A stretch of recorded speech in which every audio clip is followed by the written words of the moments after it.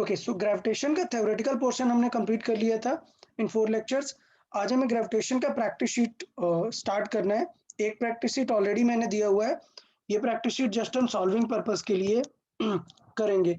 So I will show you the question, you need to answer in the chat box which option will be correct, then I'll be explaining the question. Okay, so the pattern will be, you need to read the question, solve it by yourself, answer it in the chat box. Done everyone? Yeah. Okay, yeah, like that we'll be solving all the question here only. Answer in the chat box, then I'll be discussing whose answer is correct and what will be the right explanation for this. Okay everyone, let's start with the first question then. Solve it quickly and answer in the chat box. Sir, is And it okay if we just put the option there? yeah, do not write the option whole, just write A, just like this, 1A. Okay, so 1 refers the question number and the next word for the option, which is the correct. So just write like that only. And one more thing, you can go through the notes anytime. If you are having doubt in that this particular question and you think that you are just missing the formula only, you can just see the notes, okay, not a problem. But you need to solve it right now. Answer ASAP in the text box.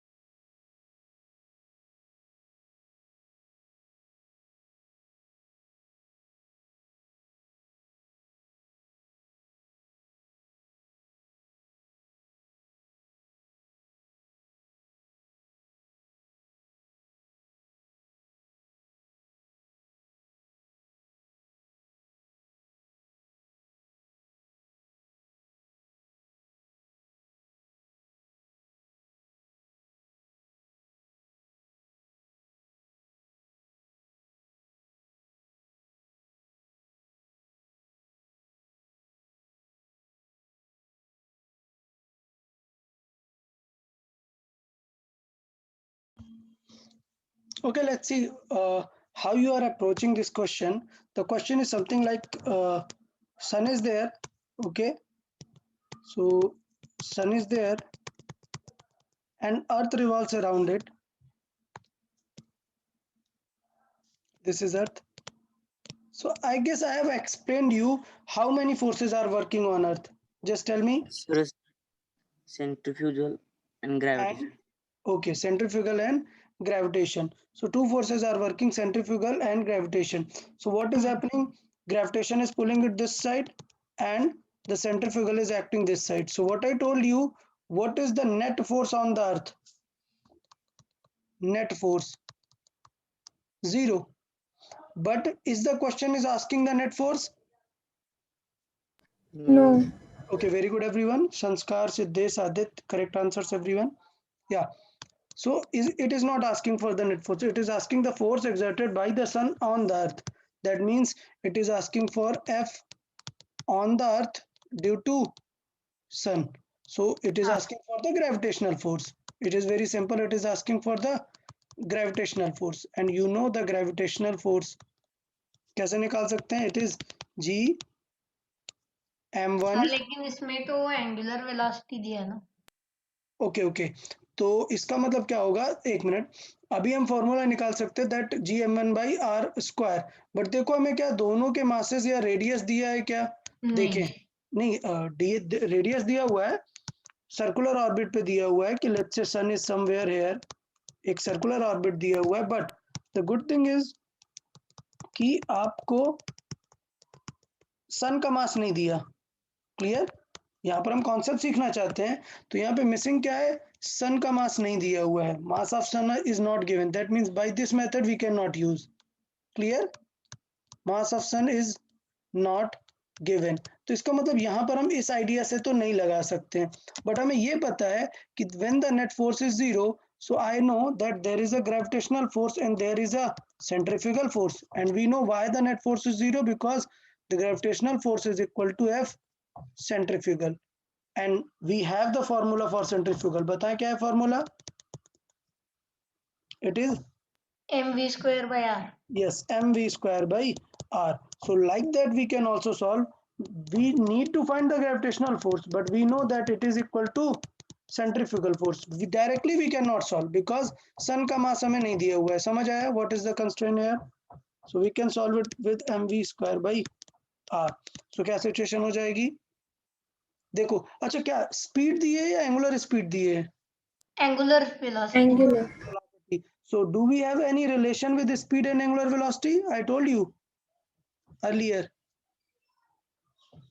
Angular velocity and with the normal velocity, what is the relation in these two? Angular velocity we represent it with W or omega. Tell me. Yes, sir. Okay, what was the relation? Do we remember what is the relation in omega and V? Okay, so let me write it here. Of course, I haven't given the formula in this gravitation. Earlier I explained it, but that's why this lecture is there. Why? So that you get to know new formulas. Okay, so angular speed उसे कैसे लिखते हैं हम? Omega. Omega. ठीक है, कोई बता सकता है मैंने किस चैप्टर में ये चीज बताई थी आपको ओमेगा के बारे में? फिर है लीनियर स्पीड और नॉर्मल स्पीड. लीनियर स्पीड को किससे रिप्रेजेंट करते हैं? v से. ठीक, and the relation is v is equal to r omega. याद रहेगा सबको? याद रहेगा ये relation? Right now Yes, sir. एकदम. Okay, so v is equal to r omega. So do we have v? No. So what we will do? We'll replace this v by r into omega. Clear everyone? So I'll do v, I'll write r into omega. So what will happen now? It will be m r square omega square by r. So one r will get cancelled out. What will R चला जाएगा. m MR omega square? omega square. It is written as at तब m easy omega है. square r. Now it is easy, fine. All the values are given to you. You can just solve it directly. Clear everyone? So इसका मतलब we know the two formula of centrifugal force. Everyone keep these two formula in mind properly, that I can write it mv square by r or m omega square r.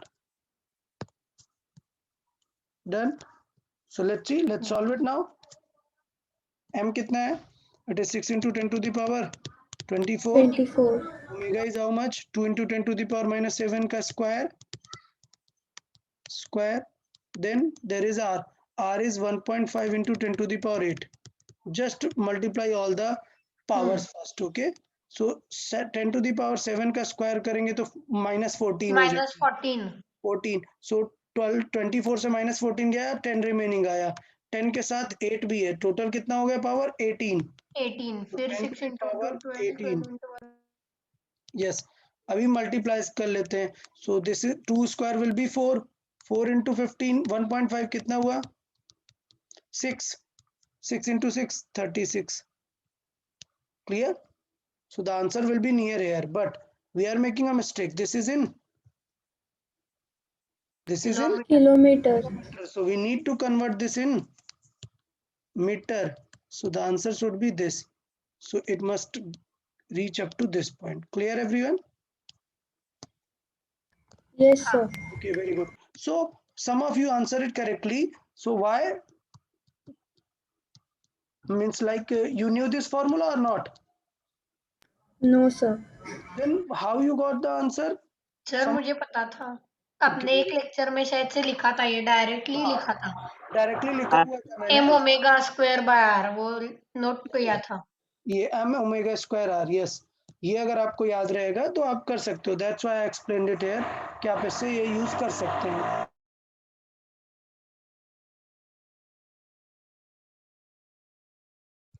Okay, तो अभी clear है? अभी जिन लोगों को नहीं हाँ। पता था, now you know this formula. Okay, good. Okay, let's reach to the next question.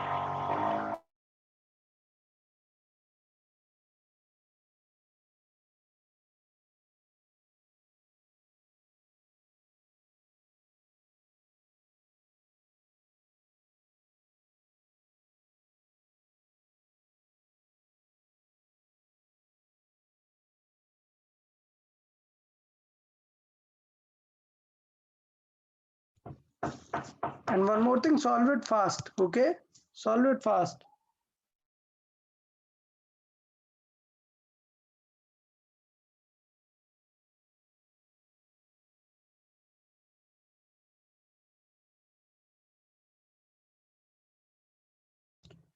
Okay, actually this question is a bit tricky. आपने रीड किया? सब लोगों ने क्वेश्चन रीड किया है? या अभी देखिए, इसमें बहुत ही अच्छा एक पॉइंट आ रहा है. क्या? that centre the distance of this is d and the mass of these is given at what distance the center of the earth the gravitational force is going to be 0. अभी देखो, बहुत ही अच्छा scenario समझ में आ रहा है. कैसा? It is like ये अर्थ है, ये मून है, ठीक है. दोनों के सेंटर्स के बीच का डिस्टेंस कितना है? डी दिया है. डी दिया है. अभी बोल रहा है कि यार यहाँ पर बीच में कहीं पे अर्थ जो नेट ग्रेविटी है वो 0 हो जाएगा. ऐसा क्यों हुआ? सोचो, अगर मून नहीं होता तो मैंने बताया था कि अर्थ की ग्रेविटी कहाँ जाके 0 होती? इनफाइनाइट. इनफाइनाइट पे. बट बिकॉज ये मून आ गया तो कुछ तो प्रॉब्लम हो रही होगी. बताओ क्या हो रहा होगा? अर्थ अपने तरफ पुल करेगी और मून अपने तरफ पुल करने का ट्राई करेगा. तो इसका मतलब सिचुएशन ऐसी आ जाएगी कि at some point the gravity will be balanced and the net effect will be 0. अच्छा, क्या लगता है किसके साइड पे ज्यादा होना चाहिए वो पॉइंट? यहाँ पर सर होगा? मुझे तो लग रहा है कि 4D/3 आंसर है. नहीं, डोंट आंसर लाइक दैट. ऐसा लग रहा है टाइप मत चलो. अगर एक पहले पॉइंट मुझे ये बताओ, point B after the mid point और before the sir mid? Earth के पास में आएगा ये कहीं पॉइंट. अच्छा, अर्थ के पास में आएगा. वाई? अगर अर्थ सर के पास क्योंकि में आया, अर्थ का मास ज्यादा है ना 81 टाइम्स. जस्ट अ मिनट, हाँ सर. Just a minute. अभी सिचुएशन करना क्या है? What do we mean by the gravitational force will be 0? That means both must apply the same force and in opposite direction. ये समझ आया? So for net force to be 0, F net to be 0, क्या होना चाहिए? Both must apply same force. Both must apply same force, okay, and in opposite direction. ये situation होनी चाहिए.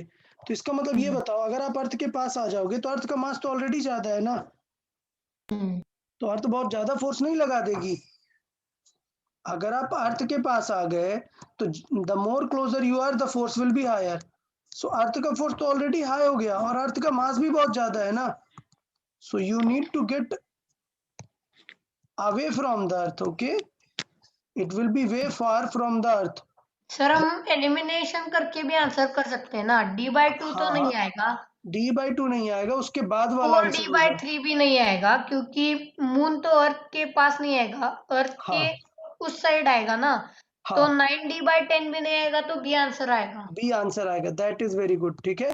सो by elimination technique, by the knowledge, you can say the point has to be towards the moon because earth का mass बहुत ज्यादा है. मतलब अर्थ का mass बहुत ज्यादा है तो अर्थ से दूर होना चाहिए वो पॉइंट. क्लियर? सो ये सिचुएशन आपको माइंड पे रखनी है कि लेट्स से सॉल्व कैसे करते हैं इस टाइप के क्वेश्चन को. तो let me tell you the solving procedure because sometimes you might have both the options near about. Okay, so let's see. तो क्या करते हैं? Let's assume there is a point which will have the same force. This, okay, this is the point where the forces are going to be same. So let's assume that this distance is x. So what will be the distance from moon now? D-x. D minus x. Pretty simple. It will be D minus x. अच्छा, अभी situation क्या है? We need to make the forces equal. So ये हुआ अर्थ का force और ये हुआ मून का फोर्स. क्लियर? सो हमें ग्रेविटेशनल फोर्स 0 करना है तो फोर्स बाई अर्थ इक्वल कर force by देंगे ना, moon. इक्विलिब्रियम। yes इक्विलिब्रियम की सिचुएशन आ जाएगी। तो लेट्स से यहाँ पर एक छोटा सा m है कोई, अभी लिख देते हैं सब पे फोर्सेस। अर्थ का फोर्स क्या आएगा g, अर्थ का मास कितना है पहले लिख देते हैं, simple, mass of earth into वो छोटा वाला मास अपॉन डिस्टेंस क्या है x²। Clear everyone? या अच्छा, दूसरा g into mass of moon into वो छोटा वाला m अपॉन क्या होगी distance d d minus minus x x का स्क्वायर स्क्वायर। अब देखो होल स्क्वायर हमें दिया है that this mass of earth is 81 81 times. Times. Mass of earth is 81 times of mass of moon. तो इसका मतलब क्या हो जाएगा, g into 81 times of mass of moon लिख सकते हैं इसे, इंटू m और वो छोटा है। Yes. x² is equal to g mass of moon into छोटा m upon d minus x²। देखो कितना सिंपल हो गया। अब क्या सब कुछ कैंसिल आउट हो रहा है, सब कुछ कैंसिल आउट हो रहा है। देखो क्या g भी कैंसिल जी आउट, चला गया। ये सब कुछ कैंसिल आउट। अच्छा, तो इसका मतलब बहुत ही सिंपल दिख रहा है क्या, 81 अपॉन x² और इधर पर ये तो क्रॉस मल्टीप्लाई करा सकते हैं हम। So this will become 81 times of d minus x² is equal to x²। समझ आया? हाँ अच्छा, now the technique can be कि आप क्या कर सकते हो, इसका स्क्वायर ब्रेक कर दो, हाँ, मतलब सॉल्व कर दो, सिंप्लीफाई कर देंगे। सिंप्लीफाई कर दो, but that will result in a quadratic equation, x² आ जाएगा। हाँ instead of x² use a smart approach. क्या कर सकते हैं हम इस इक्वेशन का, क्या कर सकते हैं? डिवाइड कर देंगे एक्स स्क्वायर से। नहीं, x² से डिवाइड करेंगे तब भी प्रॉब्लम नहीं, स्क्वायर रूट ले सकते हैं। ये देखो हाँ 81 एक सिंपल नंबर बन जाएगा स्क्वायर रूट लेने में।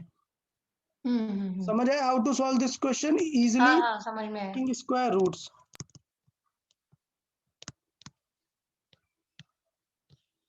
तो इसका मतलब क्या बन जाएगा, ये 81 क्या बन जाएगा हमारा 9। 9. d माइनस एक्स का square will remain d minus x is equal to x। Clear? तो आंसर क्या हो जाएगा now, solve it.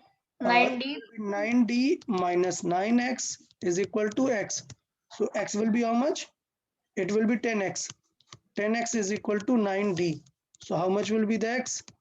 It will 9d upon 10. be upon 10. ठीक है? अच्छा, हाँ अब सिचुएशन देखना, आप थोड़ी सी प्रॉब्लमेटिक वाली सिचुएशन देखिएगा कि जो x की वैल्यू आ रही है वो d से बहुत ही ज्यादा कम आ रही है। ठीक है? हाँ सिचुएशन देख रहे हैं, इसका मतलब ये हो रहा है, क्यों ऐसा हो रहा है, हमें कहां से हमने वो डिस्टेंस, छोटा है लिए इसकी वजह से क्या? नहीं पॉइंट ये है कि हम सोच रहे हैं कि इधर बाहर मिलेगा, but it says that mass इतना ज्यादा है अर्थ का कि आप दूर जाकर, अर्थ से अवे जाकर कोई भी ऐसा पॉइंट नहीं फाइंड कर सकते that it will match the moon. Clear? So what happens, you know one more thing, what happens inside the earth? Earth के सेंटर में 0 है ग्रेविटी। हाँ, सेंटर पे 0 है, बीच में कहीं पे कम होता जाता है ना सरफेस से। हाँ तो इसका मतलब there will be some point which will balance the gravity of moon, इसलिए डी की वैल्यू क्या आ रही है, बहुत ही कम आ रही है। समझ आया? So don't go with the extinct, solve it properly, the answer D. Clear? हाँ good. So for the previous question this was the answer, for this question it is the इसके लिए डी है। हाँ। तो अभी सबको ये मेथड समझ में आया यार, एक बहुत ही अच्छा मेथड सीखा हमने यहाँ पर। क्लियर? क्या हाँ बैलेंस करना। सो आज का टास्क मैंने बताया भी है, we will be discussing some good examples. हाँ या let's solve the third part then, third question everyone. हाँ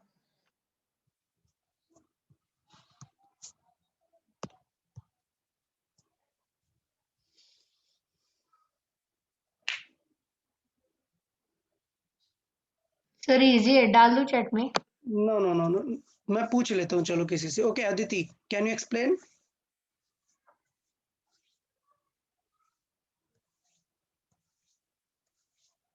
Aditi, are you there?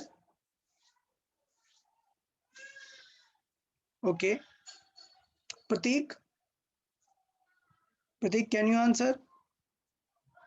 No, sir, sorry. Okay. बहुत ही सिंपल है ना यार, अभी आज ही फर्स्ट क्वेश्चन एक्सप्लेन किया ना, regarding this, how to go for the net force? अगर कोई भी सर्कुलेटिंग ऑब्जेक्ट है, ठीक है, तो बताए ना यार, अगर सर्किल पे मूव कर रहा है तो there will be two type of forces, एक तो ग्रेविटी लगेगा और सेंट्रीपिटल. या सेंट्रीपिटल और centrifugal, whatever you want to say, centrifugal I suggest. तो इसका मतलब नेट फोर्स क्या आ जाएगा? 0.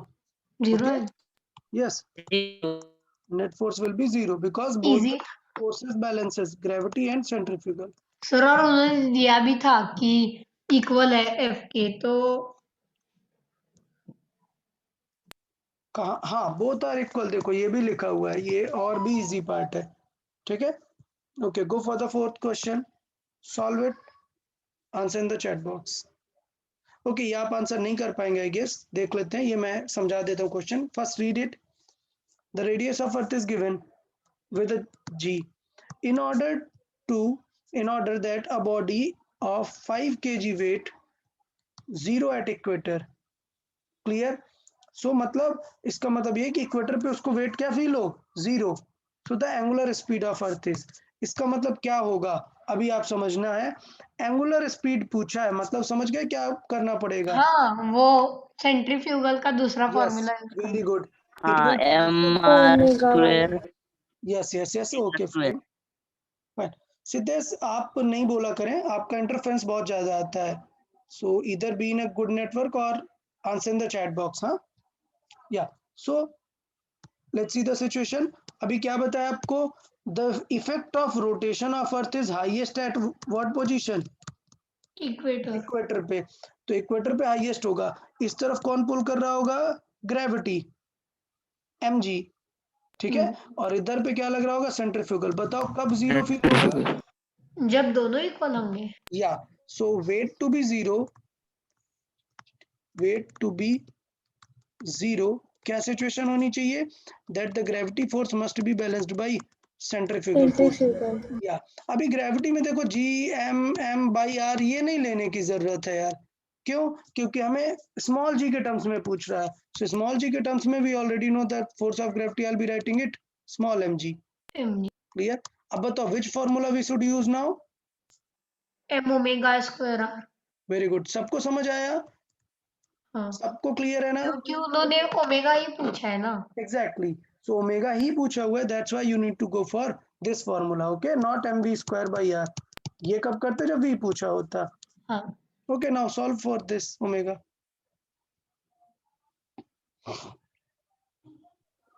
सर थर्ड का क्या आता है? 0 आता है क्या? हाँ, थर्ड का 0 है यार, ये लिख दिया हुआ है, मार्क कर देते हैं इसे.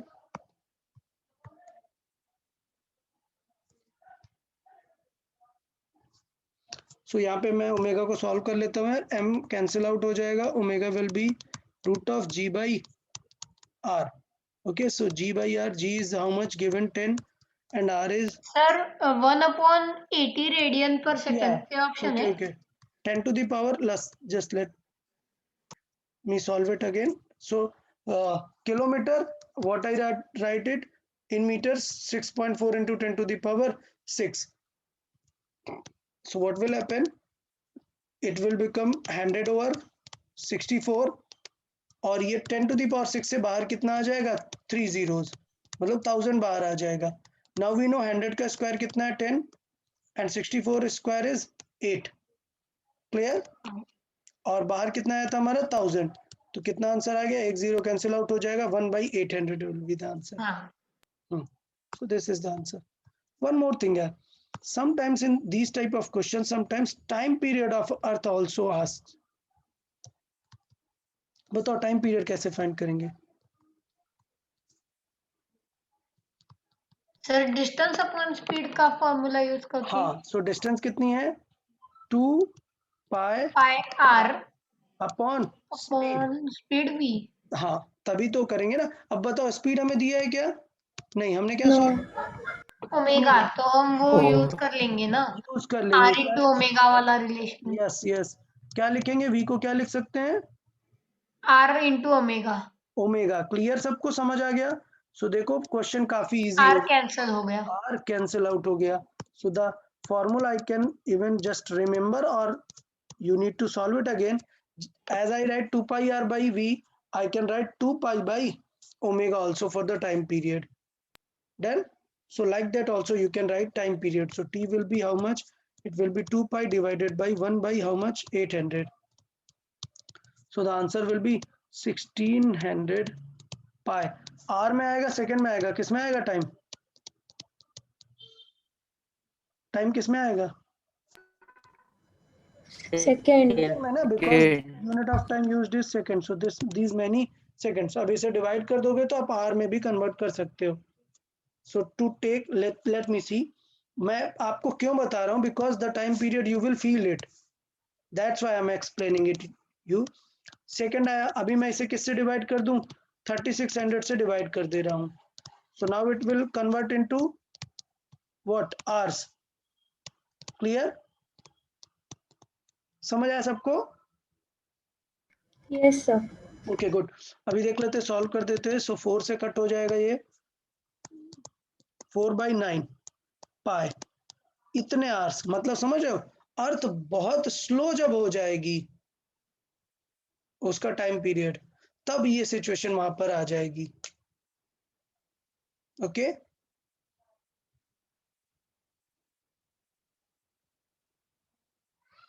पॉइंट समझ में आया सबको?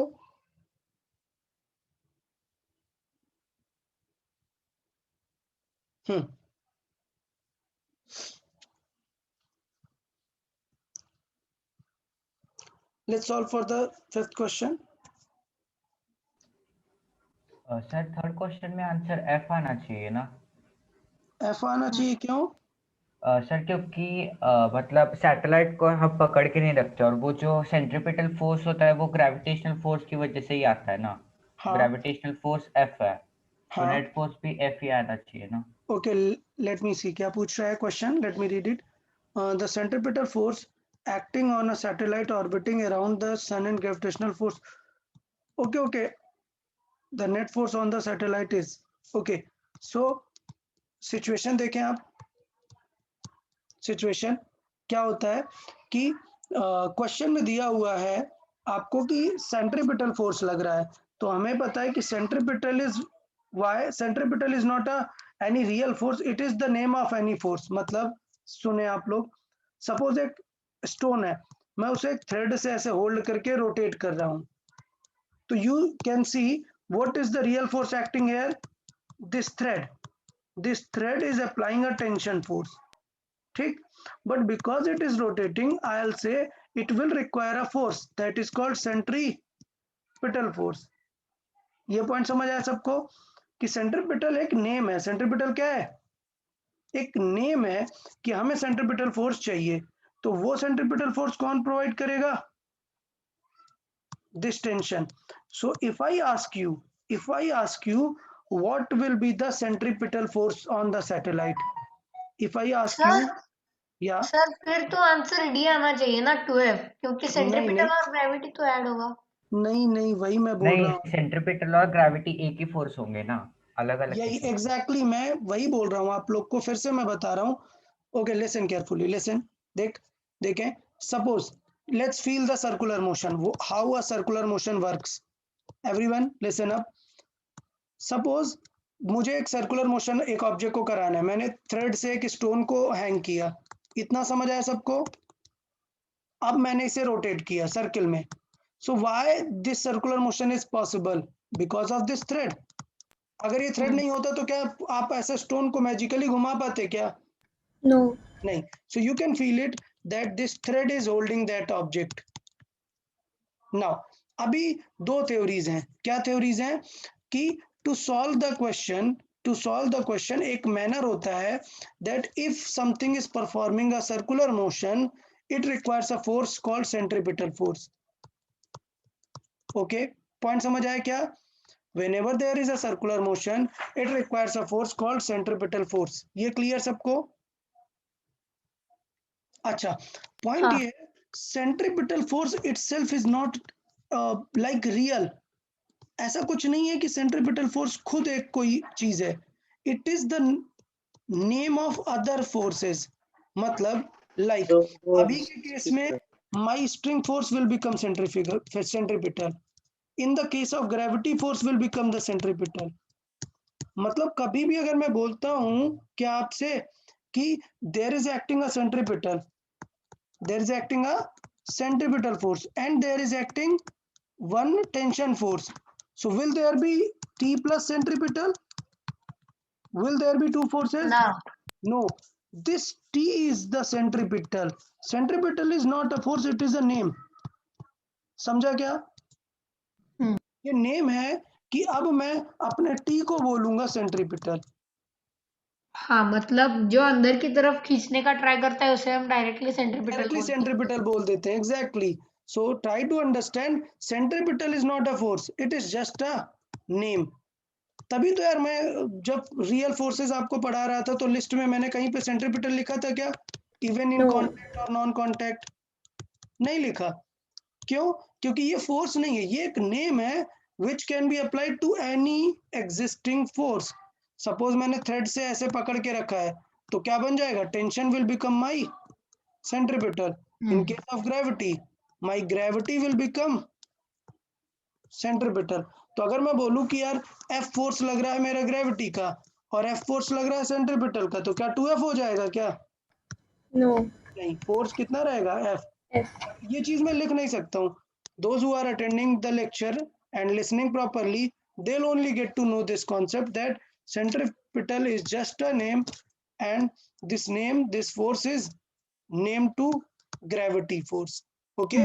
तो पहली बात तो ये क्लियर होनी चाहिए that the force will not be 2F. पहला सबसे मिसकॉन्सेप्शन, सबसे बड़ा मिसकॉन्सेप्शन क्या है? 2F. फोर्स 2F नहीं होगा, ये रॉन्ग है. रॉन्ग. ठीक. तो इसका मतलब अब आपको समझना पड़ेगा कि कुछ लोगों को लगेगा then the answer must be F. If I am saying that the centripetal and this actual force are same, तो the force should be F. But the thing is, अगर आप किसी फोर्स पे सिर्फ F लगा दोगे तो वो तो इधर चलने लगेगा ना, इस डायरेक्शन में. क्या ऐसा होता है क्या कि ऑब्जेक्ट इस डायरेक्शन में आ रहा है? सर लैग हो रहा है. Yes, Okay. sir. हाँ अभी दिखा. Okay, so what I'm saying, if there is an object and you are saying that this has only one force in this direction, तो क्या ये ऐसे जाएगा क्या? नहीं ना. किस तरफ जाएगा? ये वाला डायरेक्शन में जाएगा. समझ आया सबको? हाँ. बट मुझे पता है, क्या सैटेलाइट गिर जाएगा क्या अर्थ के ऊपर? नहीं. नहीं. कौन बैलेंस करता है हमेशा सर्कुलर मोशन को? सेंट्रीफ्यूगल. सेंट्रीफ्यूगल. तो बेटा कुछ भी हो जाए, अगर ये सर्कुलर मोशन कर रहा है, अर्थ पे गिर नहीं रहा है, तो इसका मतलब कोई तो इसे बैलेंस करके रख रहा है. समझ आया? हाँ. Then the net force has to be zero. It has to be zero. तो ये थोड़ा सा देखना है. यहाँ पर मैं लिख देता हूँ कि ये जो ग्रेविटी है, this gravity is centripetal only. इसी का नेम है centripetal. This gravity is working as a centripetal. कोई डाउट किसी को अब? नहीं. हाँ. संस्कार, is it clear now why the answer should not be F? Yes, sir. Yeah, because if you see only F is acting there, net force means what you can see, मतलब effect. वो उधर उधर ही जाता रहे. तो वो अर्थ पे गिर जाएगा ना. But I know that it is not falling on earth. That means there has to be some force which is going to balance, which is not given in the question. A trick type of question is there. But yeah, this one is good. Like some of the student can answer 2F because they'll think F is in this direction, centripetal is also in this direction. What will be the force? 2F. तो ये wrong है because they are the same force only. Centripetal is just a name. Okay. Okay, let's go for the question number 5. This one is also very good question.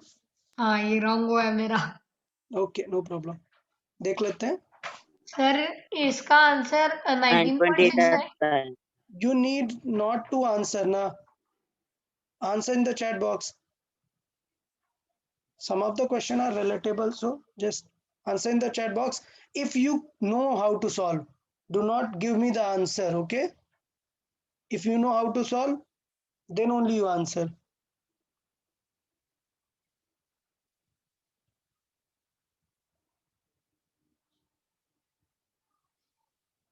Okay, let me explain this particular question, okay? सब लोग देखें यार, मैं explain कर देता हूँ question, देख लेते हैं. Let's see. Let's read it. The value of g at a particular point is this. Now, suppose the earth suddenly shrinks uniformly to half its present size without losing any mass. तो इसका मतलब ये clear हो गया कि यार g का formula है और वो प्लेनेट का मास तो नहीं चेंज हुआ, बट क्या चीज चेंज हो गया? साइज हाफ हो गया, मतलब रेडियस हाफ हो गई. तो एक चीज मुझे लिख के रख लेना चाहिए, दैट g का formula is g m over r square. ठीक, क्वेश्चन में किया है कि m चेंज नहीं हुआ है, r चेंज हो गया है. समझ आया सबको? तो पूछा है, इसका मतलब ये है कि when because m is constant, m नहीं बदल रहा है, m is constant. What is changing? Only r. Okay, so then new g dash कितना हो जाएगा? हमें पता है कि सिर्फ r चेंज हो रहा है, so I can write it as g2 by g1 as उल्टा रिलेशन आएगा क्योंकि r इनवर्सली प्रोपोर्शनल है. I can just write then g will be inversely proportional of r square. तो इसका मतलब रिलेशन आएगा, अभी मैंने g2 बाई g1 लिखा है, so I be writing r1 by r2 का स्क्वायर. सो रेडियस हाफ हो गई है, सो लेट से पहले r थी, अभी कितनी हो गई है? r बाई 2 हो गई है. सो इसका square, so r will cancel out, 2 का square, that means 4. So that means the gravity g2 will become 4 times of g1. ये हो गया हमारा सिचुएशन. बट ये कहाँ पर है? Eight the surface. ये फॉर्मूला किसके लिए है? सरफेस के लिए. क्वेश्चन क्या पूछ रहा है? The distance of the point from the center of earth does not shrink. इसका मतलब क्या हुआ है? इसका मतलब ये हुआ है कि पहले अर्थ थी r रेडियस की, ठीक है, ये at the surface of new earth, ठीक है. तो इसका मतलब ये है कि अगर पहले अर्थ था और ये पॉइंट था यहाँ पर, अब क्वेश्चन कह रहा है the point is not shrinking. तो लेट्स से ये पॉइंट P है, ये डिस्टेंस थी r, अभी ये पॉइंट श्रिंक नहीं हो रहा है, बट हमने अर्थ को श्रिंक कर दिया, अर्थ को हमने हाफ कर दिया, ठीक. तो अर्थ की रेडियस अभी हो गई r/2, बट ये पॉइंट श्रिंक नहीं किया, ये पॉइंट अभी भी कहाँ है? P पर है. तो इसका मतलब हमने जो g निकाला है वो कहाँ पर निकाला है? यहाँ पर निकाला हुआ है. सर वापस लैग हो रहा है. Okay, just wait.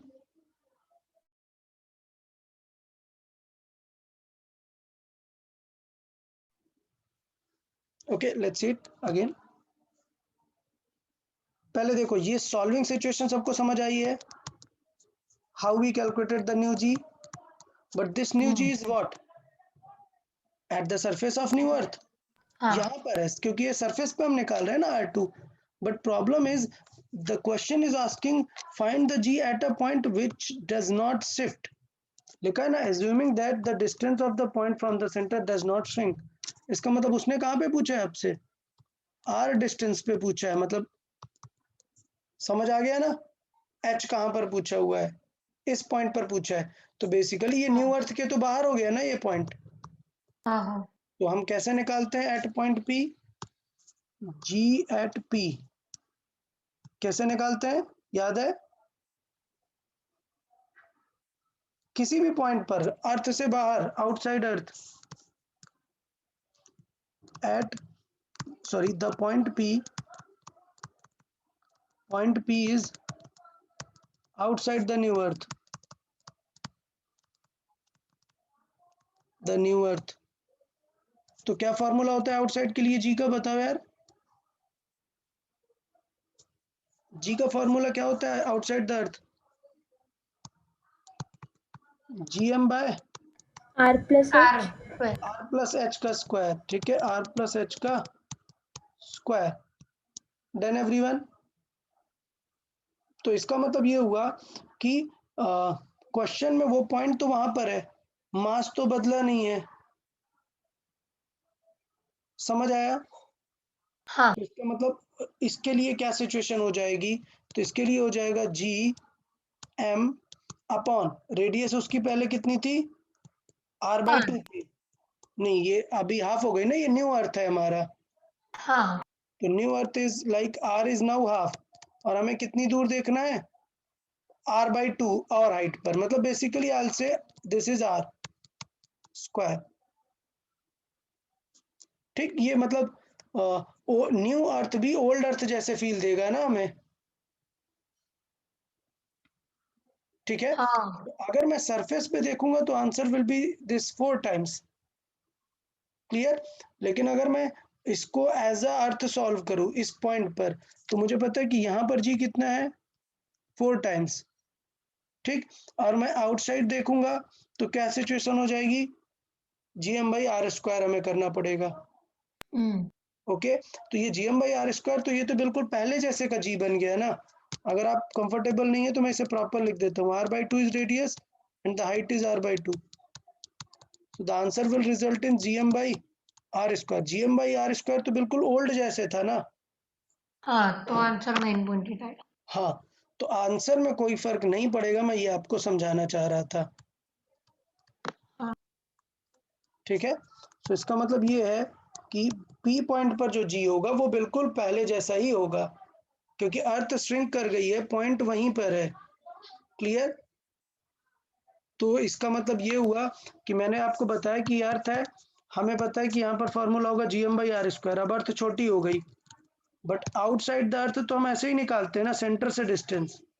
हाँ तो वो बदली क्या? नहीं। m बदला क्या? नहीं। तो ये P पॉइंट पर अगर हम लिखेंगे तो GP, अगर यहाँ पर लिखेंगे G@P, तो वो तो रहेगा क्या, gm/r²। और यहाँ पर अगर ड्यू टू दिस पॉइंट लिखे तब भी तो आंसर यही रहेगा ना, gm/r²। तो बेसिकली पॉइंट ये है कि जी चेंज नहीं होगा, ये मैं आपको समझाने का ट्राई कर रहा हूँ कि हाँ उस पॉइंट का जी चेंज नहीं होगा। हाँ, एक दूसरा क्वेश्चन पूछा जाता है कि now what will be the this formula eight the surface of earth. तो न्यू सरफेस ऑफ अर्थ के लिए तो फिर फॉर्मूला ये सर होगा, 4gm/r। यस, gm/r², मतलब तो ये थोड़ा याद रखना है कि दो क्वेश्चन बन सकते हैं। अगर at the surface of new earth पूछेगा तो आंसर क्या होगा, ये 4 टाइम्स ऑफ जी। क्लियर? लेकिन अगर उसी पॉइंट पे पूछा हुआ है तो फिर उसमें कोई भी चेंजेस नहीं आएंगे। डन? पॉइंट समझ में आया सबको? हाँ हाँ समझ में आया। Okay, okay, let's see next question. तो इसमें दो टाइप के क्वेश्चन है, मैं फिर से बोल रहा हूँ ये क्वेश्चन इंपॉर्टेंट है, ऑल्दो मैंने ये नहीं पूछा बट ये क्वेश्चन इंपॉर्टेंट है। और क्वेश्चन में लेकिन पॉइंट श्रिंक नहीं कर रहा है, मतलब वहीं पर है, तो फिर ये वाला पार्ट है, दोनों के जी क्या होंगे, सेम हाँ होंगे। तो अगर इसका सरफेस आंसर पे होना होता चाहिए, तो हाँ, ठीक है, तो इसका आंसर क्या होना चाहिए हमारा, 9.8। Okay, let's solve for the sixth question. Solve it fast, answer in the chat box.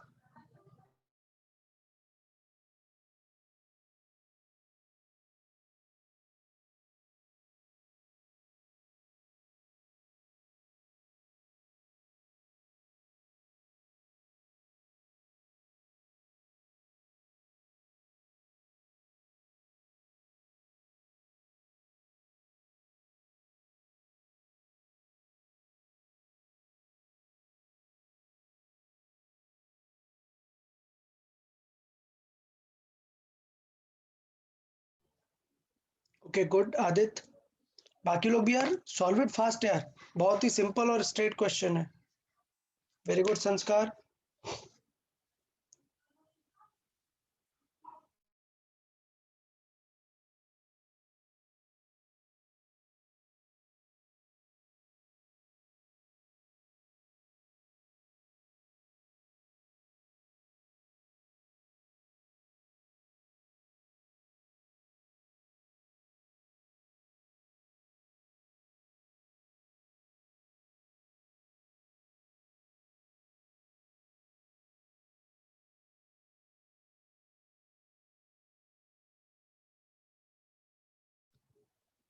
Okay, sir, this practice shows that I guess not all of you are that attentive with this. Okay, okay, very good, दिया correct answer. यार मैंने पहले भी बोला हुआ है, आप लोग इसका मतलब रिवीजन बिल्कुल भी नहीं कर रहे हैं, आप लोग प्रैक्टिस शीट भी नहीं सॉल्व कर रहे हैं यार। ट्राई करें कि ग्रेविटेशन अच्छा चैप्टर है, आप लोग एक बार अच्छे से रिवाइज कर लो, it will be better to solve.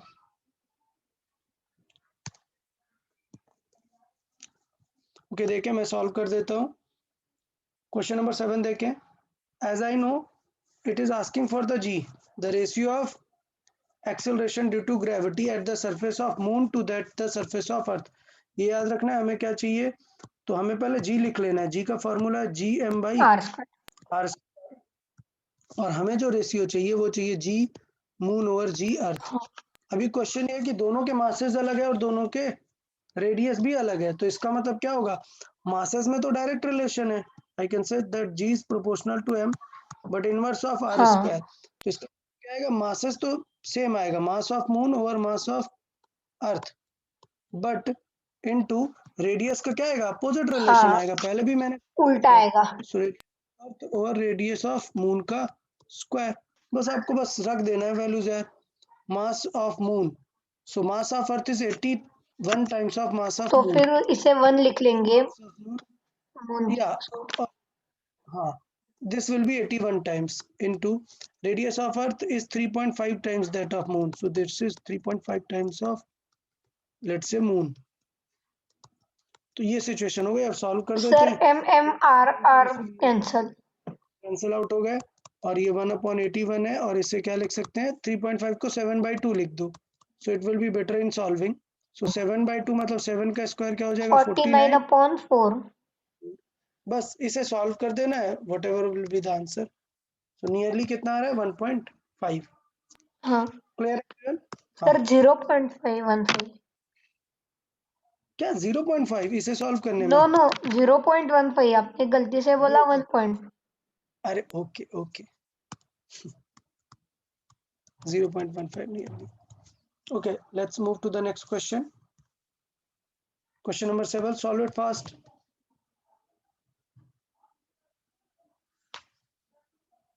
Okay, see, the answers are very close. You can see, answers बहुत close है ना? वैसे Yes, approximation तो 84, नहीं यूज 82. कर सकते। So इसका मतलब do not use the approximation. तो वो हम approximation use करते थे ना, if certain percent is there, so how much percent will change. So इसका मतलब मैं बोलूंगा क्या, रेडियस कितनी है 6400 किलोमीटर। ओके, हमें h कितना चाहिए, 64 किलोमीटर, मतलब कितना है, 1% है ना, yes sir, 1%। So the percentage change in g क्या हो जाएगा, याद है सब लोग को कैसे निकालते हैं, above the surface of earth percentage change, हाँ 2h/r into R into 100। 100।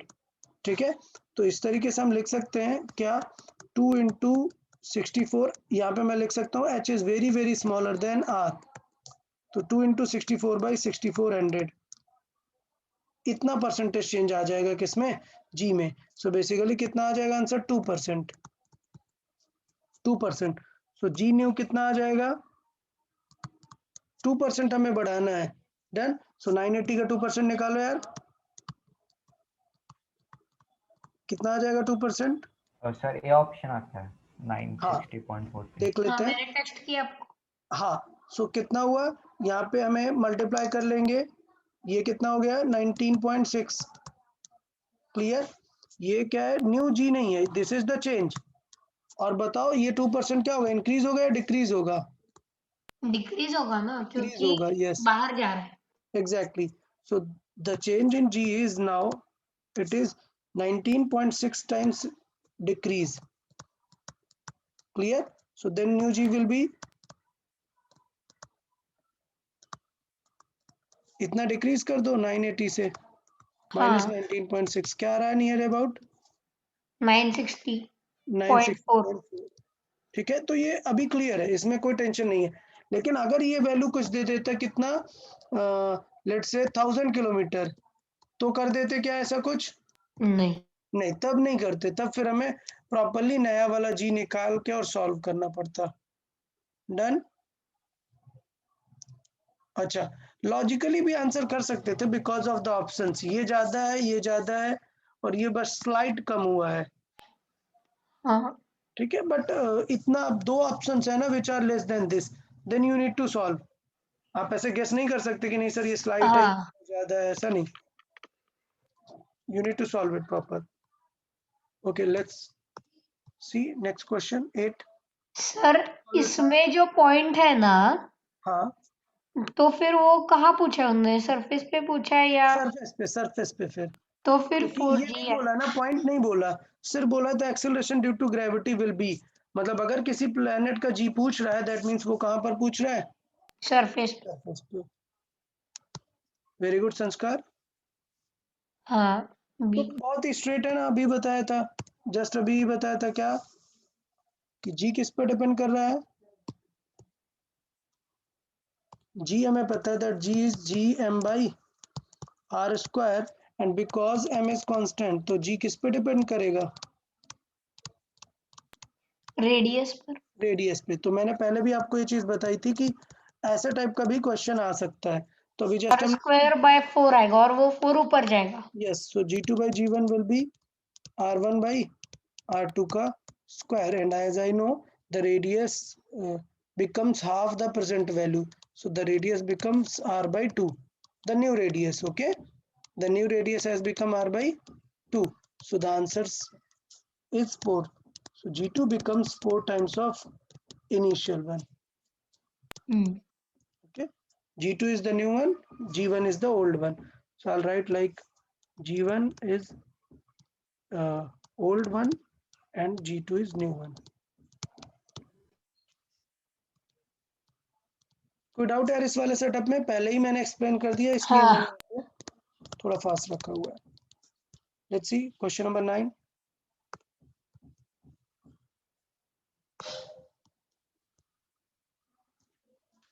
Solid fast, अच्छा क्वेश्चन है।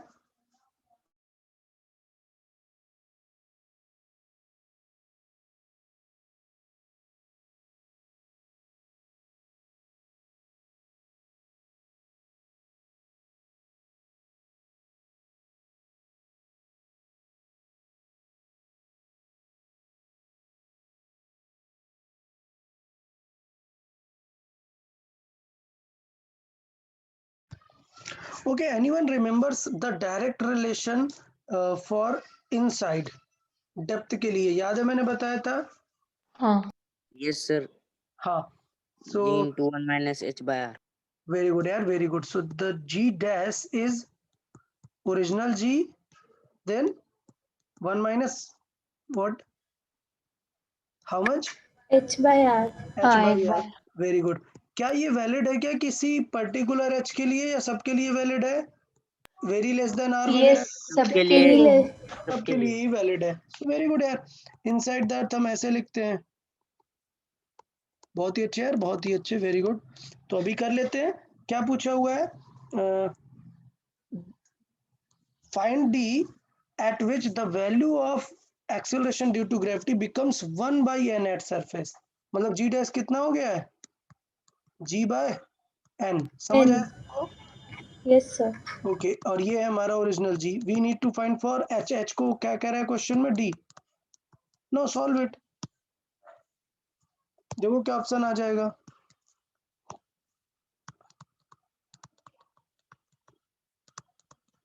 सो अभी क्या कर सकते हैं, -1 बाई डी आर को लेफ्ट पे लेके आ सकते हैं, डी बाई आर, और 1 बाई एन को इस तरफ। इधर ले। Yes, so what will be the D then? It will be R bracket 1 minus 1 by n। Confirm? Clear everyone? इसे थोड़ा सा सॉल्व कर देते हैं एलसीएम लेके टाइप पे, तो क्या आ जाएगा ये? ऐसे लिख n सकते minus 1 by n। हैं। हाँ, समझ आ गया क्या सबको? हाँ Yes, sir. Option B will be okay. हाँ। चले क्वेश्चन नंबर 10 देन। फास्ट करना है, answer in the chat box, fast करना है।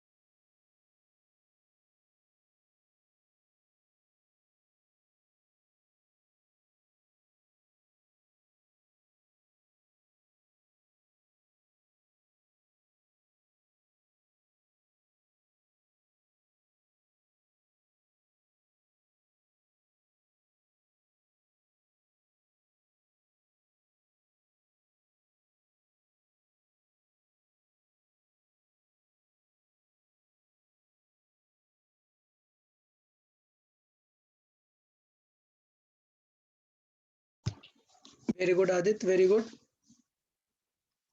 So everyone here, you need to be quick also, not to just know the concept. You need to be quick also. Okay, let's hear it from some students. Let's see. Okay, Gautam. Gautam, can you explain? Very good, Sanskar. That's correct. Gautam.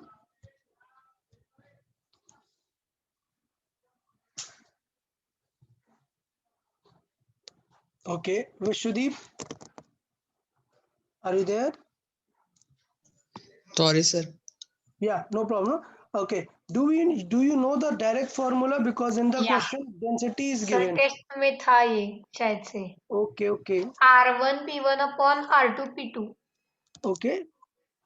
You need not to speak about the test, as some of you have not given the tests. Okay, so if any question is related to the test, please don't speak. Yeah, let's come to the point. देखो यार, question क्या दिया, density के terms में दिया हुआ है, density का रेशियो तो मैंने पहले भी आपको एक्सप्लेन किया हुआ है. As we know the simple formula for g, it is gm by r square.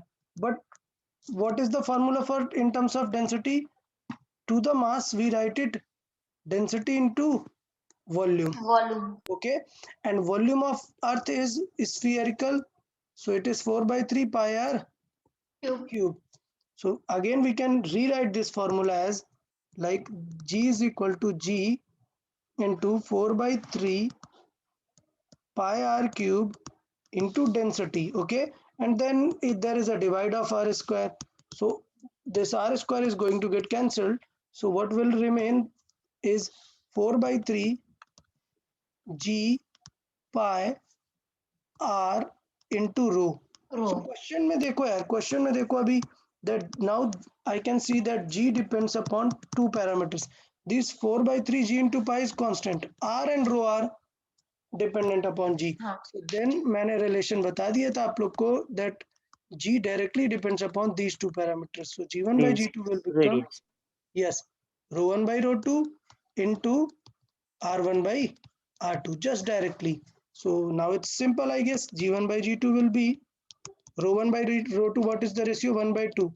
And for the diameter, suppose diameter का कोई भी रेशियो है तो कुछ स्टूडेंट सोच लेते कि सर डायमीटर 4:1 है तो रेडियस 2:1 होगी. नहीं यार, दोनों में हाफ हाफ करने वाले हैं ना, वही होगा ना. there will be no effect. Same होगा.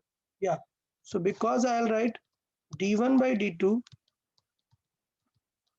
is 4:1, then अगर मैं d1 में भी हाफ कर दूं और d2 में भी हाफ कर दूं, there will be no difference. The answer will result in same. And this d1 by d2 I can write as r1 by r2. ठीक है? So it must remain the same. So the answer will be 2:1. Clear? So answer C is correct. Okay, question number 11. Solve it. Fast, answer in the chat box.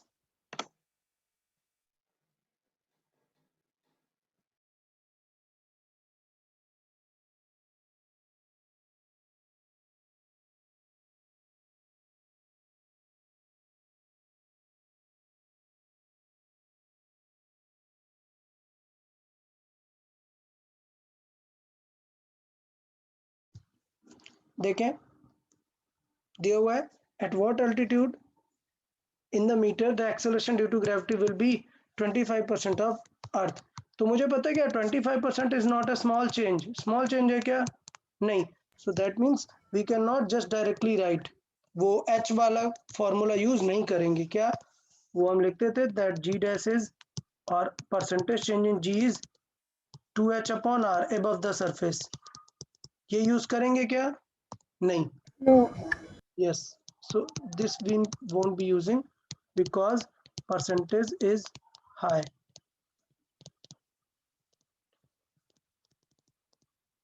तो इसका मतलब ये होगा कि simple वाला use करेंगे जो हम प्रॉपर करते थे. कैसे? बिलो के लिए तो हमें पता था जी जैसे जी 1 माइनस एच बाई आर, लेकिन एबव के लिए हमें पता है क्या लिखते थे, g is proportional to 1 by r square। Clear? ये हम यूज करते हैं ना फिर बेसिक एकदम।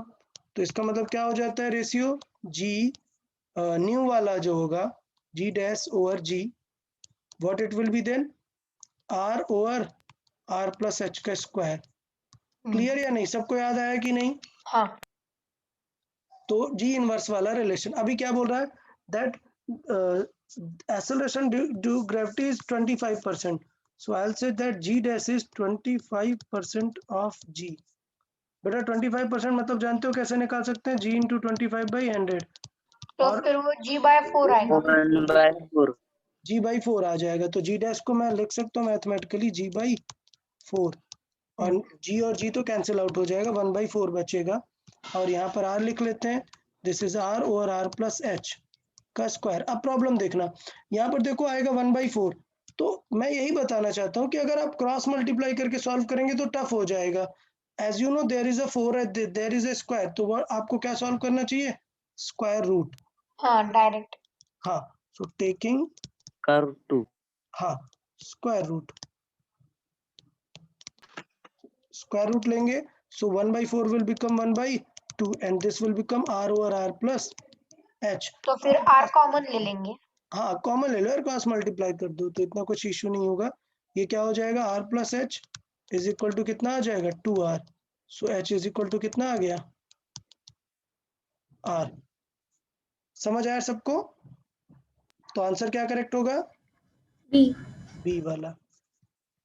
सो बी केयरफुल, आप रैंडमली कुछ भी मत सॉल्व करें, क्योंकि मुझे पता है some of you took this directly और कुछ भी रैंडम से सॉल्व किया हुआ है। आप बताओ क्या गलती की आपने आदित्य?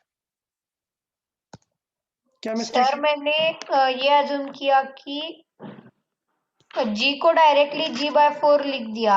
हाँ फिर गेस किया कि कौन से इस पे वो r का स्क्वायर जो है वो Okay. 4 होगा, तो r/2। सो r प्लस r करोगे तब तो यहाँ पर 2r बनेगा और उसका स्क्वायर 4 आएगा ना? हाँ। याद है gm/r स्क्वायर होता है ना यहाँ पर। हाँ। तो यहाँ पर r ऐड करोगे तब तो ये 2r बनेगा और वो r स्क्वायर बनेगा। Clear everyone? If you Yes. want to use it through the logic key, let's say what can be the h, predicted h. So if I want to solve for 1/4, I need it to be 2. Okay, so 1/2 for 2 h must be equal to r। समझ आया सबको अभी? हाँ। Okay, good. Let's see 12 number then। 12, if the angular speed of earth is doubled, the value of acceleration due to gravity at the north pole। अच्छा, north pole पर due to rotation पूछा हुआ है। At north pole due to rotation, बताओ क्या होता है? Sir can I explain? या एक्सप्लेन। सर कितना भी बढ़ेगा तो नॉर्थ पोल पे कोई इफेक्ट नहीं आएगा ना, क्योंकि वो ज्यादा कुछ यही नहीं करता है, रोटेट नहीं होता है पोल। इफेक्ट ऑफ तो फिर रोटेशन। रिमेन सेम ही आंसर आएगा। यस यस, सो क्या होगा situation? Effect of rotation of earth is highest at pole, sorry highest at equator, highest at equator. और क्या होता है? Lowest at poles. ठीक है, सो लोवेस्ट एट पोल्स कितना होता है? अगर मैं बात करूं तो इक्वेटर पे होता है, जो नया जी डैश होता है वो क्या हो जाता है? जी माइनस ओमेगा स्क्वायर आर। ठीक है, ये सेंट्रीफ्यूगल जितना कम हो जाता है ना, अब मैं इसमें m लिख दूंगा तो फोर्स बन जाएगा mg minus m omega square R. ये था mg dash is equal to, m सबसे कैंसिल आउट हो गया, तो मैं यहाँ पर लिखता हूँ एफ नेट इज कितना होता है? ये होगा ग्रेविटी का फोर्स माइनस किसका फोर्स कम होगा? सेंट्रीफ्यूगल का। Clear everyone? तो सेंट्रीफ्यूगल का फोर्स कम हो जाएगा कहाँ पर? यहाँ पर। तो नेट फोर्स हम लिखेंगे इसको mg डैश, नया वाला force will be the old mg minus m omega square r, because I'm using the rotation term, so I can say that the g dash will be g minus omega square of r। इससे भी आप as a formula याद रख सकते हो कि what is the change at equator. अब question बोल देता है फॉर वेटलेसनेस, वेटलेसनेस, तो वेटलेसनेस मतलब जी डैश कितना हो जाए, 0 हो जाए, मतलब जी और ओमेगा स्क्वायर आर इक्वल हो जाए। मैं सोचूं उसको अपना वेट हाफ फील होने लगे, मतलब जी डैश कितना हो जाए, उसको अपना वेट इक्वेटर पे हाफ फील होने लगे, मतलब जी डैश कितना हो जाए यार, सिंपल सा सॉरी, कैन यू रिपीट? या to feel it's weight half of the original weight, g dash क्या हो जाना चाहिए then, G/2. G/2. So like that you will see the questions. Key, what is the effect of rotation? So what should be the new G dash as per that? Suppose आपको चाहिए कि आप 1 kg चीनी देखना चाहते हो, ठीक है, 1 kg आप लेट से शुगर आप परचेज कर रहे हो, तो अगर मैं बोलूं कि वो शुगर का जो 1 kg है आप वेइंग मशीन में रखो तो वो क्या रीड करे, हाफ के जी रीड करे, तो मतलब क्या हुआ, इसका मतलब जी डैश कितना हो गया है, G/2। तो वहां से देख सकते हो कि आपका रोटेशन क्या होना चाहिए कि ऐसी सिचुएशन होगी। अच्छा, तो एक फीलिंग आप समझ सकते हो, एक चीज आपको बताएं कि आपको पता है कि रोटेशन ऑफ अर्थ का बिल्कुल भी फर्क नहीं पड़ता कहाँ पर, पोल्स पे। पर, ठीक है, तो पोल्स पर हमें इसका रोटेशन का कोई भी फर्क नहीं पड़ता नहीं। है, क्योंकि वहां पर रेडियस है ही नहीं, मतलब ऐसा है हाँ, ना, वो ये घूमता ही नहीं है ना। पे है तो वो घूम ही नहीं रहा है, जबकि यहाँ पे तो वो पूरा बड़े रेडियस पे घूम रहा है, तो जैसे रेडियस कम होती जाएगी इफेक्ट कम होता जाएगा, तो इसका मतलब ये हुआ कि आप पोल्स पे अगर देखोगे ना 1 kg शुगर लोगे तो आपको क्या दिखेगी, वो शुगर काफी कम मिलेगी, क्योंकि एक्चुअल जी वर्क कर रहा है, जबकि इक्वेटर पे क्या है, थोड़ा सा जी कम हो गया है, तो आपको हाँ, रियल में वो वेट चेक कर रहा है उसका, तो वेट 1 kg वेट वो चेक करता है, तो इसका मतलब ओवरऑल जी कम होने की वजह से उसे ज्यादा शुगर देनी पड़ेगी, ठीक है। सो बेसिकली हम ये बोल सकते हैं कि जब आप इक्वेटर के पास में आते हो तो आप कुछ भी सामान आप मास वाइज जो लेते हैं, आप वेट वाइज जब लेंगे तो आपको बेनिफिट मिलेगा, ठीक है, हाँ। क्योंकि उसे और एक्स्ट्रा ओमेगा स्क्वायर आर जितना लगाना पड़ेगा ना खुद से, ठीक है, तो वो चलता है, इतना बहुत बड़ा इफेक्ट नहीं होता है, बहुत कम वैल्यू होती है ये।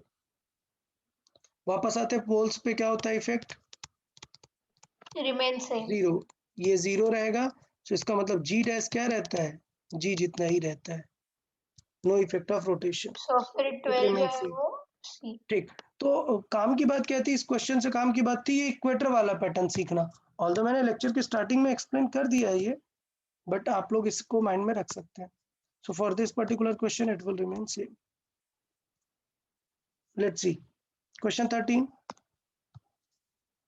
The radius of earth around, earth is around this, तो अब क्वेश्चन में जब दे दिया 6000 तो बिना मतलब 64 नहीं यूज करना है, क्वेश्चन में कह दिया है उसने कितनी 6000 है, the weight of the body at a height 6000, मतलब R है 6000 और एच भी कितना है, 6,000. 6000 है, तो टेंशन ही नहीं, R भी 6000 है एंड एच भी कितना है 6000 है, सो यू नो, सर 1/4 आएगा। यस 1/4 आएगा, कितना इजी हो गया, जी डैश, सर वो जी डैश ऊपर का सम हमने किया था ना, वो हाँ 25। हाँ, यस, वही डायरेक्ट रिलेशन एग्जैक्ट, यूज कर दिया। वही रिलेशन, आप वैल्यू भी मत रखो, एच को डायरेक्टली क्या रख दो, आर जितना रख दो, सो ये क्या हो जाएगा 2R का स्क्वायर हो जाएगा, ठीक है, तो इसका मतलब क्या हो जाएगा GM R स्क्वायर बाई 4, ये हमारा एक्चुअल जी है, ठीक है, सो जी डैश कितना हो जाएगा G/4, सो 1/4। क्वेश्चन 14, read everyone,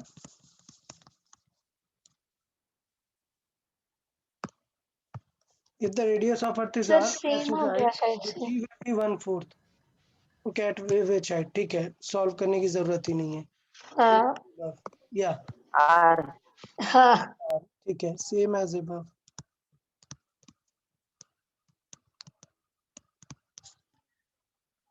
15 सॉल्व करें, या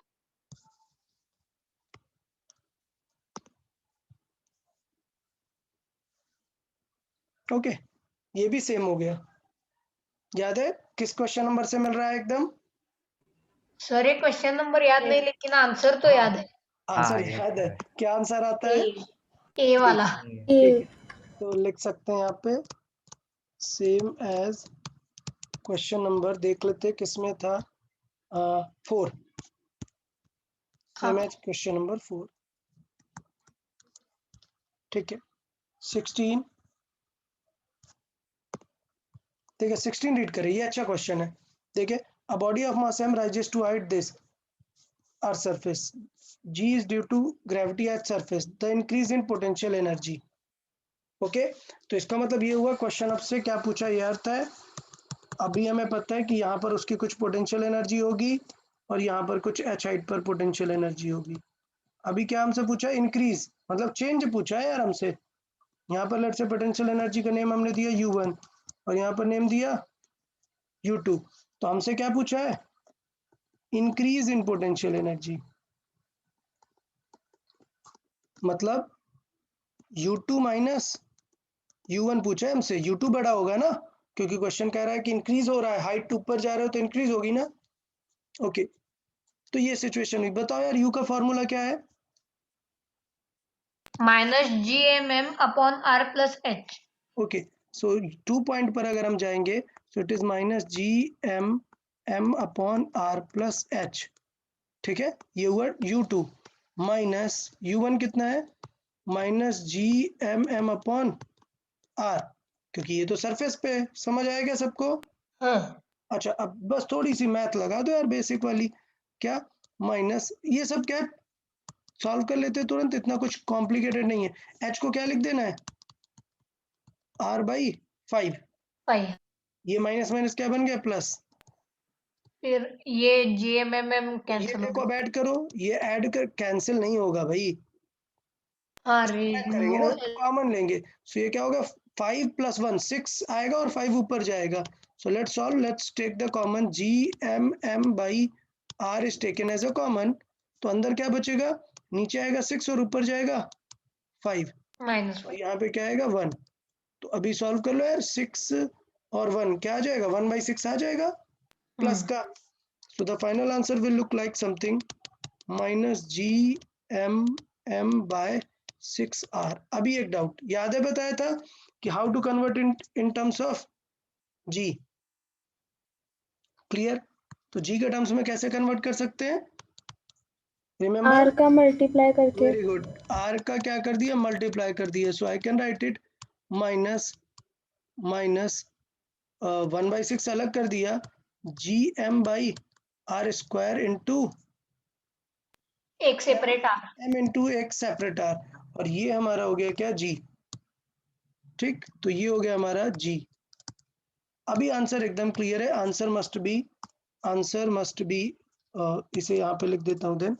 सो द चेंज इन U, ये क्या हो गया, डेल्टा U लिख देते हैं ना चेंज को। डेल्टा U कितना हो जाएगा, इट इज -1/6 mgr। अब जल्दी से क्या स्टूडेंट करता है, 1/6 जहां पे देखता है मार्क कर देता है, बट देखो अच्छे से सारे ऑप्शंस में क्या है, MGH के टर्म्स में उन्होंने h के दिया टर्म्स में। So we know what is our h, h is what, R/5। R/5। Where h is r/5। So r को क्या लिख सकते हैं 5H। ना,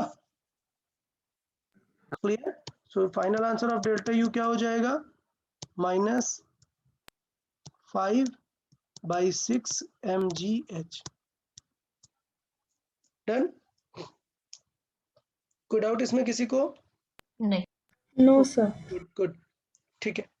तो चेंज जो आया हुआ है वो हमारा नेगेटिव आ गया है, तो कुछ मिस किया क्या हमने, नेगेटिव क्यों आ गया हमारा आंसर, एक मिनट सॉल्विंग देख लेते हैं। हमने किया हुआ है final value minus initial value, ठीक है। सो ये हुआ R+H 5 + 1 6 ओवर 5 ऊपर आया हुआ प्लस आया negative. Okay okay my mistake, ये माइनस हमने कॉमन नहीं लिया ना, माइनस तो हमने अंदर यूज कर दिया ना, समझ आया? हाँ। माइनस यस हमने सर। अंदर यूज कर लिया तो फिर बार बार वो माइनस क्यों लिखेंगे। Okay clear? So answer is this.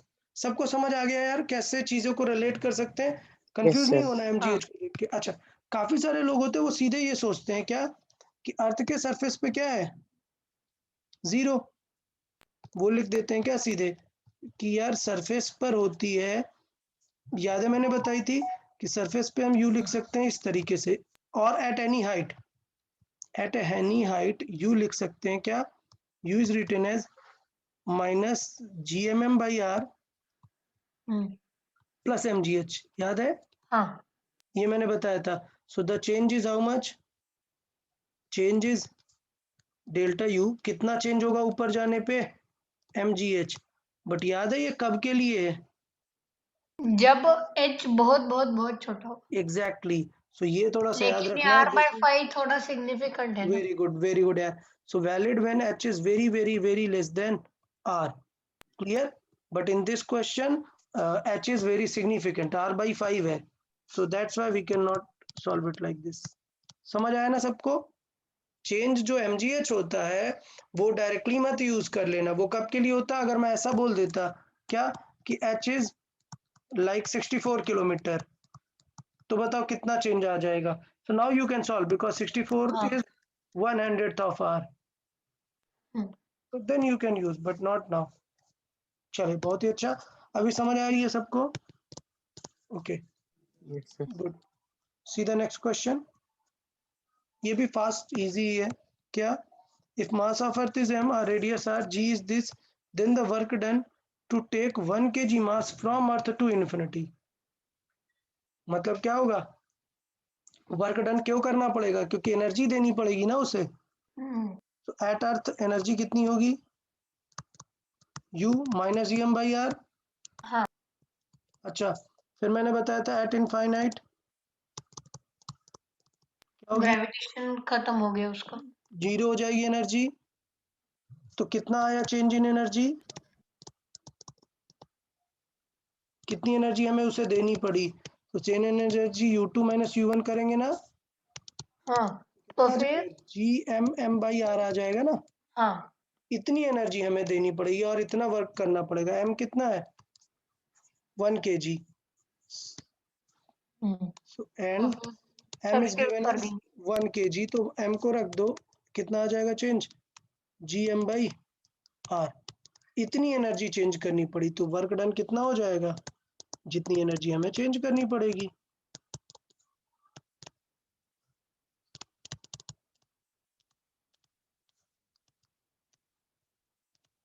Okay, so it will be GM by R. कोई डाउट किसी को इसमें? Which option is okay? This one, this one, ठीक है।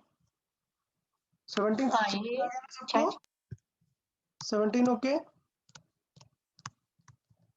सिर्फ एनर्जी जितना चेंज करना पड़ा उतना वर्क डन हमें करना पड़ेगा। 18 करें। There are two bodies, this and this, separated by distance this. At what distance from the smaller body the intensity of field is zero? समझ गया ना? इंटेंसिटी ऑफ ग्रेविटेशनल फील्ड मतलब किसकी हाँ वैल्यू? G की वैल्यू। क्या पूछना चाह रहा है? G net is zero. तो याद है ना ये क्वेश्चन, बिल्कुल ऐसा ही क्वेश्चन हमने किया हुआ है। अर्थ और मून का। Very good very good. Earth और मून का एक ये 100 kg का मास है और ये, अरे भाई बहुत ज्यादा है, कितना है? इतना 4 zeros है। हाँ, तो अगर मैं सिंपल सी बात देखते हैं, इसे मैं m बोलूंगा तो इसे क्या बोल दूंगा? 100 m। अब पूछा है कि स्मॉलर वाले से कितनी डिस्टेंस होगी, तो x कहाँ से ज्यूम करना चाहिए? स्मॉलर वाले से। स्मॉल m वाले से, लेफ्ट वाले। सो लेट्स से this is x, so this will become 1 minus x। 1 minus x क्यों? because the total distance is 1 metre बोला ना। 1 मीटर बोला है, तो उसके अकॉर्डिंग अपन अब कर सकते हैं। हमें पता है कि acceleration due to gravity G net should be zero. So let's say मैं इसे बोल रहा हूँ ऑब्जेक्ट नंबर 1 और इसे बोल रहा हूँ ऑब्जेक्ट नंबर 2। तो यहाँ पर gravity of 1 and gravity of 2 must match. हाँ तो फिर एक छोटा m उधर ले लेंगे। एग्जैक्टली, तो ये बहुत ही स्ट्रेट हो गया। क्या? G1 is equal to G2। So G1 की वैल्यू कितनी हो जाएगी? G into small m over X square is equal to G into कौन सा m? 100 times m। हाँ ये टेंशन नहीं लेना है तो ऐसे लिख लो, 100 लिख दो और इसे प्रॉपर लिख दो 1000 ओवर 1 माइनस एक्स का स्क्वायर। हम्म, तो जीरो तो कैंसिल। याद है क्या समझाया था? ऐसे क्वेश्चन में बेस्ट क्या स्क्वायर रूट कर लेंगे। स्क्वायर रूट ले लेंगे। सो taking square root 1/x equals yes, so it is 1 by 10/1 minus x। 10 upon 1 minus X. थोड़ा सा सॉल्व कर देंगे तो तो फिर 10x और वो minus 1 minus x is equal to 10x। So इसका मतलब then x is equal to कितना आ जाएगा? इधर 11x और 1 बाई 11। हाँ समझ आया सबको? हाँ so the answer should be, मैं फास्ट इसलिए कर रहा हूँ because already I have explained it earlier. हाँ हाँ ओके सर, इसमें भी ऑप्शंस क्लोज थे बहुत। हाँ, सो ऐसे गेस वगैरह नहीं करना है, सॉल्व ही हाँ करना नहीं है कर सकते। Like in the previous one. चलो इसमें फास्ट सॉल्व करें आप लोग क्विक।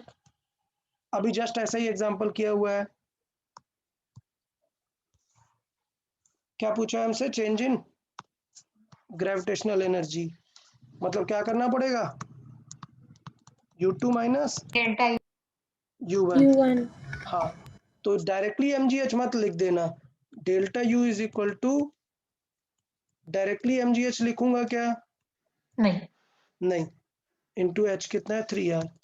नहीं, ये रॉन्ग है। सिग्निफिकेंट हो गया। Yes, so because wrong. आप लोग तब तक सॉल्व करें second part. Wrong because valid for h very very less than r। ठीक है, तो U2 माइनस U1 जल्दी से मैं बाहर कॉमन ले लेता हूँ। क्या? GMM अपॉन और 3r। क्लियर? हाँ minus of minus GMM over r। Earth surface ही पूछा है ना? हाँ हाँ ठीक है, तो ये अभी क्लियर हो गया ना। GMM बाई r कॉमन ले लिया हमने, GMM बाई r कॉमन ले लिया हमने, और अंदर क्या बचेगा? -1/4 हो जाएगा ना, ये 3 + r 4, हाँ और ये माइनस क्या हो जाएगा? +1। तो कितना आएगा? 3/4 आ जाएगा हाँ GMM बाई r। अब फिर से देख लो, कंफ्यूजन नहीं होनी चाहिए। क्या हाँ फिर वो कन्वर्ट कर लेंगे। कन्वर्ट कर सकते हैं? So I will write 3/4 mgr। Done? yes sir। Okay good. तो एक्सप्लेन किया हुआ है और आप लोग फॉलो कर सकते हैं, बेटर रहेगा। सो ये जो क्वेश्चन है सारे ही बहुत ही अच्छे टाइप के क्वेश्चंस मैंने पिक किए हुए हैं। चलिए 20 नंबर सॉल्व करें।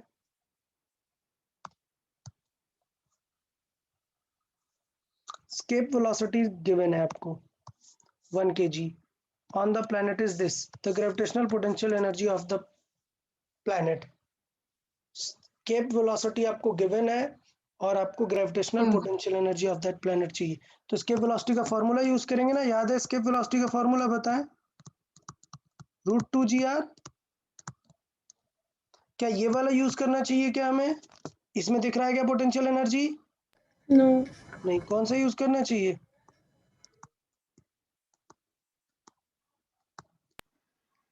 क्लियर? हाँ समझ आया ना? अब दिख रहा है ना GM/RE क्या होता है हमारा? पोटेंशियल एनर्जी ना। हाँ तो ये हो गया 100 इज इक्वल टू √2 GM/R। ठीक, तो इसका मतलब यहाँ से क्या कर दे? स्क्वायर कर देंगे दोनों साइड का और 2 का डिवाइड हाँ कर देंगे। सो GM/R की वैल्यू कितनी हो जाएगी? इसका स्क्वायर 100 डिवाइडेड बाय 2, तो कितना होगा? 5000। डन? अच्छा, हमें पता है कि ये GM/R है, बट हमें U क्या होता है? U is equal to -G minus रहता है। Into M। तो देख लो कितना होगा? माइनस ये हुआ 5000 इंटू M कितना है? 1। डन? हाँ कितना हो गया? Minus. -5000 so I guess simple है, कुछ खास इसमें करना नहीं था, बस पॉइंट ये था कि थोड़ा सा ध्यान देना है कि किस टाइप के फॉर्मूले का यूज करना है। ये फॉर्मूला थोड़ा रिस्की हो सकता है क्योंकि जी चेंज होता रहता है ना ऊपर जाने पे, ये लेकिन हाँ बिल्कुल फिक्स वाली चीज है, तो इसलिए इस फॉर्मूले पे ज्यादा कौन सॉल्विंग सा? करता है। 21 ये भी इजी है। 21 किसके टर्म्स में हमें एस्केप वेलोसिटी का फॉर्मूला देना है? डेंसिटी के टर्म्स में। तो अभी अभी बताया एस्केप वेलोसिटी का फॉर्मूला क्या है? Under root of 2 2gm upon r। m को क्या लिख देते हैं यहाँ पर? Volume into density. Yes, m को लिख सकते हैं डेंसिटी इनटू वॉल्यूम। अब वॉल्यूम को लिख देंगे 4/3 पाई r क्यूब। यस, और यहाँ पर सॉल्व कर देंगे। वॉल्यूम को सॉल्व कर देते हैं 2g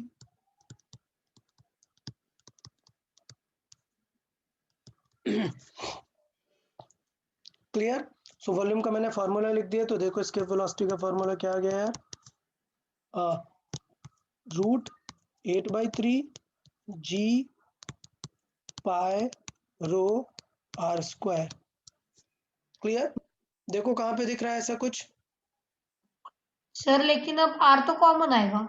हाँ मतलब r स्क्वायर है तो बाहर आ जाएगा यार, इतना क्या हाँ। टेंशन है, ये आ गया। फर्स्ट ही आया। ठीक है, सो फर्स्ट ही आ गया। Done. Okay 22 the orbital velocity of a satellite above the earth surface is v, just above the earth surface, मतलब h बिल्कुल नेग्लिजिबल ही मान लेना है। समझ आ रहा है? हाँ। for a satellite orbiting an altitude of half the earth radius, तो क्या हो जाएगा? मतलब क्वेश्चन समझ आया? दो काम की बात है, just above the earth surface is v और हमें फाइंड करना है हाफ रेडियस पर। मतलब क्वेश्चन ये है क्या कि एक तो बिल्कुल यहीं पे है और दूसरा कहाँ पर है? r/2 पे है। r/2 पे। सो यार कोई टेंशन है क्या इसमें ऑर्बिटल स्पीड वाले में? नहीं। ये No, अच्छा sir. Okay good. अब देखना कंफ्यूजन। ओके, वी ऑर्बिटल का फॉर्मूला क्या होता है? Root G R. ठीक, तो क्या मैं रूट जी आर यूज करूं या root G M by R? क्योंकि देखो दोनों से रिलेशन अलग है। इससे बोलोगे तो क्या दिखेगा? v proportional to root R, और इससे क्या नो दिखेगा? सर, लेकिन सेकंड फॉर्मूला यूज करेंगे क्योंकि वो g बदलता रहता है ना। वेरी गुड यार। तो ये याद रखना, ये बहुत इंपॉर्टेंट लाइन में लिख रहा हूँ। This is correct. Why? Because G M R constant, because G M R constant, तो उनको रेशियो में नहीं लेना होता है। लेकिन ये रॉन्ग है, wrong, because G is not constant. ये तो बदलता रहता है। समझ आ गया सबको? तो मुझे लगता है रेशियो अभी क्लियर है क्या? अगर मुझे चाहिए v2/v1 तो क्या आना चाहिए? Root of r1/r2। क्लियर ना? उल्टा रिलेशन आना चाहिए। समझ आया? हाँ। Yes, sir. तो रख लेते हैं पहले r1, तो r जितनी ही है, ठीक, और दूसरी कितनी है? R/2. r/2, not r/2 R plus R/2. हमेशा। हाँ, ये गलती नहीं करना, ये भी इंपॉर्टेंट हो गया इसका मतलब r प्लस r/2। ऐसे मैंने नोट्स में ये चीज क्लास में बोला भी था कि r प्लस h रखते हैं। तो ये हो गया 3r/2, 2 ऊपर चला जाएगा, so v2 will become v1 root 3/2। Okay everyone? अच्छा, तो आंसर नहीं, क्या आंसर हो जाएगा? बी। b वाला। डन। ओके 23 देखें। 23 two satellites A and B go around the planet P in a circular orbit of radius 4r and r। तो एक चीज समझना है कि circular orbit of radius 4r and r का मतलब ये है कि वो हाइट नहीं है।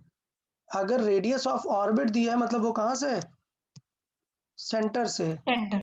ठीक है, तो ये चीज थोड़ा सा समझना है कि पहली है ये r और दूसरी वाली कहाँ पर है?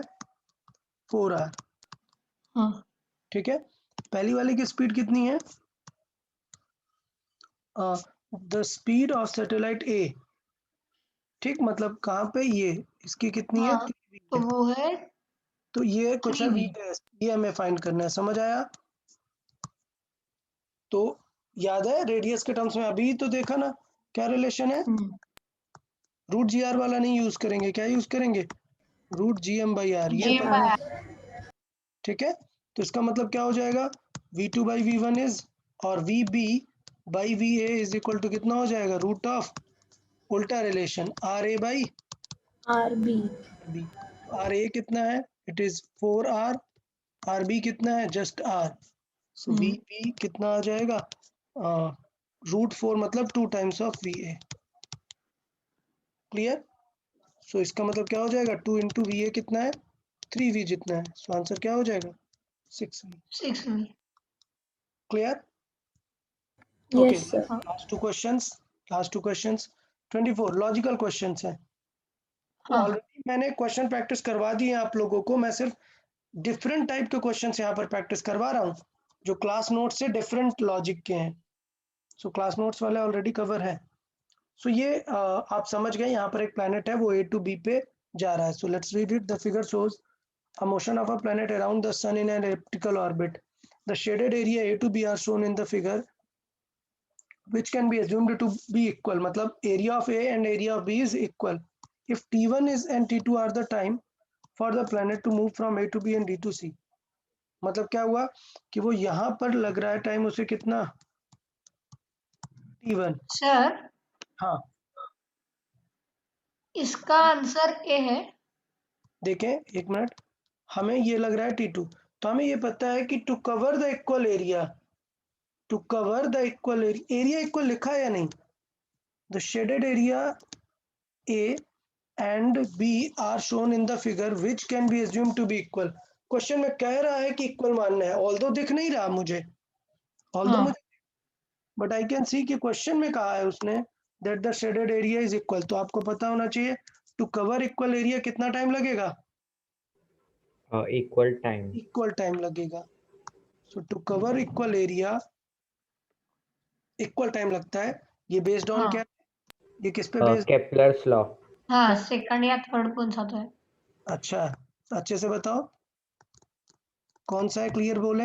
Sir second. सेकंड है. Yes, Second. Second law, Kepler second law.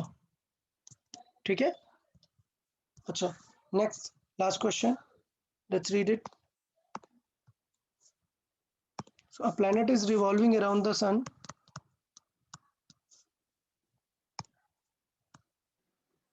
So there are two distances. Nearest को क्या बोला है, पी बोला उन्होंने. डिस्टेंस को. So at a point P closest to the this distance is D1. इसे क्या बोला हुआ है, D1. और इस D1. डिस्टेंस को क्या बोला हुआ है, D2. T2. अच्छा. और यहाँ पर लेट से उसके पास कोई स्पीड है, कुछ पर्टिकुलर स्पीड, ये है V1. तो यहाँ पर स्पीड क्या है उसके पास, लेट से V2. सो बोला है what is the relation in the speeds. बताओ, V2 फाइंड करना है. तो क्या रिलेशन होता है स्पीड्स, कौन सा लॉ यूज करेंगे, बताया मैंने. Second law. सेकेंड लॉ क्या आता है, conclusion related to speed and distances, conservation of, angular momentum. Very good, conservation of angular momentum. तो कंजर्वेशन ऑफ एंगुलर मोमेंटम के अकॉर्डिंग MV1